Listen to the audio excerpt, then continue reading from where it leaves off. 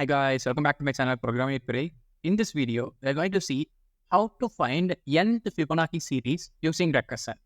Right? So what does mean by the Fibonacci series? See here, a Fibonacci series is like, first of all, this 0 and 1. It starts from 0 and 1. Press it. Press 0 and 1. What is the value? 1. So put 1 here. And 1 plus 1, it is again 2. Put 2 here. 2 plus 1, it is 3. Again put here. And 2 plus 3, it is 5. Put here. 3 plus 5, it is 8. Goes on the sake. Okay. To find this 13, we want to press the previous two values.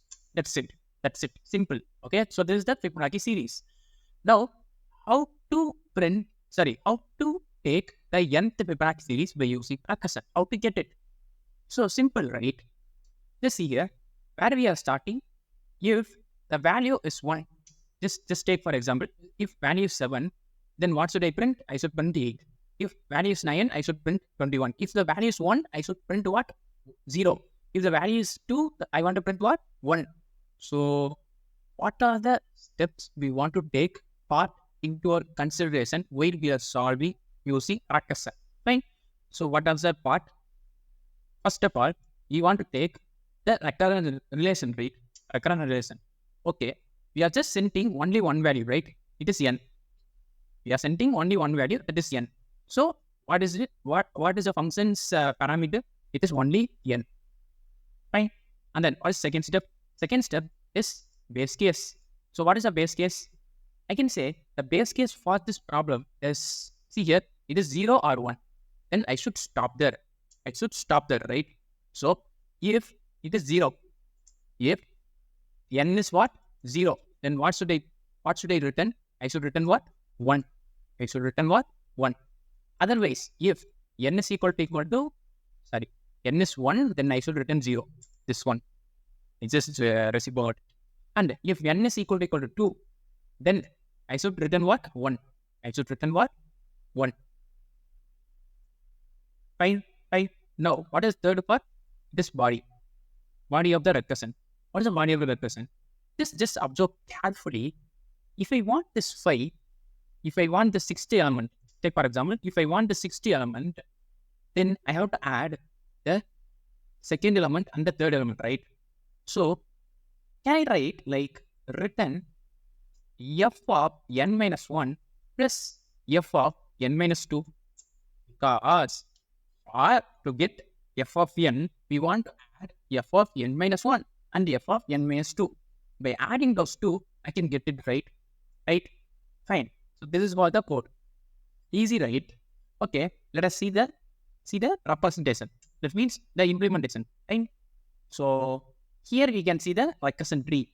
I have already told you, right? There's a tree called recursion tree. Recursion tree. When we are using multiple recursion calls, we will use this recursion tree, right? So first of all, we are starting with f of 5. Let us assume f of 5. Okay. What is a function? It will say whether n is 5, right? 5 is equal to 1? No. 5 is equal to 2? No. Then it will comes to the body.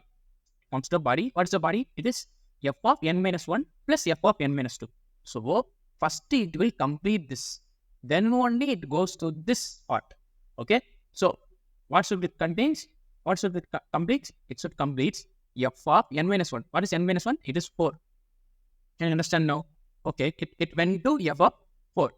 Now again, this f of 4 can be converted into what? F of 3. Again, this f of 4 have what? F of n minus 1 plus n minus 2. So it will goes for f of 3. See here, this f of 4 can be written as f of 3 plus f of 2, right? Right? This f of 5 can be written as what? F of 4 plus f of 3. That's why first we will complete this. Okay. The recursion will go by DFS. DFS means depth first search. Always the recursion will go depth first search. Okay. Now f of 3. F of 3 can be written as what? F of 2 plus f of 1, right? Right? So f of 2 will be called. So f of 2. What is f of 2? It is what? Base case. See here, it is base case. So base case is what? 1. So return it. Return what? 1. So completed, right? It will return what? 1. It will return what? 1. Now it is completed. Now it's time to take part this part. So f of 1. So take f of 1. I took. Now, what is the f of 1? It is base case. Again, it is base case. What is the value? It is 0. It is 0. So return this 0. So what is the value for this f of 2? It is 1. What is the value of this f of 1? It is 0. So 1 plus 0 is 1. So this f of 3 will return what? 1. So this is 1. Now it's time to go for the f of 2. F of 2. So again, it goes for f of 2. Now it is what? F of 2. What is the value of f of 2? It is base case, right? What is the base case? It is 1. See here. So this is what? 1. And if it is 1, it will be 0. So it is 1. It return 1. So it return 1. So what is 1 plus 1? It is 2. So f of 4 is 2. Now 2 is written here. So this value is 2. Now what is remaining? It is f of 3. So f of 3 will be called. So f of 3. Can you understand till now? Yes. Now again, come up with me. So f of 3 can be written as what? F of 2 plus f of 1. Yes. First we can compute for f of 2 because this is the first recursion call we called, right? So it goes on the first. The first. Or what is mean the first? It goes to the deepest value, then it comes again. Yeah. So it goes to f of 2. Now, what is the value of f of 2? It is base case, right? It returns what? 1. So it returns what? 1. So this is 1. Yes, got it? Now again, it goes for this value. So it is f of 1. So what is f of 1? It is 0. 0. So it returns what? 0. 0 plus. So 1 plus 0, it is again 1. So f of 3 will return what? 1. So what is this? 1. So 2 plus 1, it is 3. So what is the final output? It is 3. So if I call f of 5, it returns what? 3 as my result. So this is my output. Can you understand now? Yes. Now it's time to find the time complexity and space complexity. Here comes a twist. Here comes a twist. See here, see this carefully. You can understand this easily. What is the time complexity? Just see, for every function call, for this f of 5, f of 4, or f of 3, I call 2 times, right? I called each and if I call each function, I will call 2 times. So I can say I have 2 times. I called everything 2 times.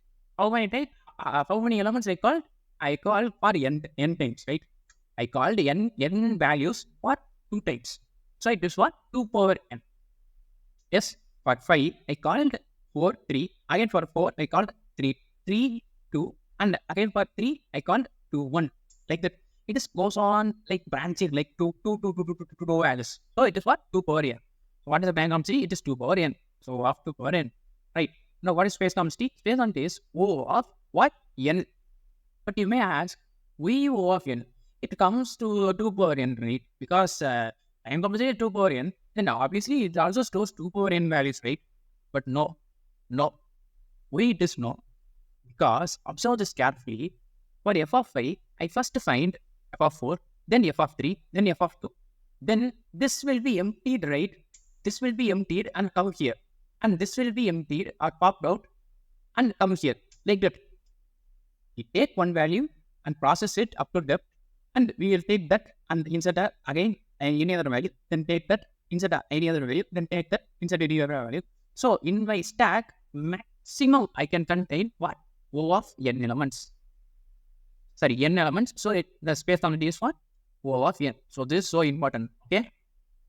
Right. Now let us see the code. It is so simple. See here. The fib of n. Now if n is equal to 1, I want to return 0. If n is equal to 2, I want to return 1. Yes. If it is not so, then I want to return the sum of the n minus 1 and the n minus second term. That's what I have coded here. Okay. Now return fib of 5. So value is 3. Fine. Let me also run it. You may see it. Yes. Now I just put 10. What's the value? It's 34. But it takes time when we put what? 30, 40 something, a larger value. Because 2 over 30, calculate it. It will go beyond your calculation. Okay. So for limited values, we can do this method. But if we want to do in a optimized way, we can go for dynamic programming. while I am teaching about the dynamic programming solutions in a separate playlist, I will make a video for this Fibonacci series again. Here this only recursion. I will make a video on dynamic programming where I will take first this recursion, then I will convert this into the memorization on DB, then I will convert it into the tabulation, then I will do a space optimization. So these are the 4 methods we will follow in dynamic programming. I will separately make some videos on dynamic programming. Okay. In those videos, you can observe why we are using dynamic programming and how can we reduce the time cost. Right? Thank you.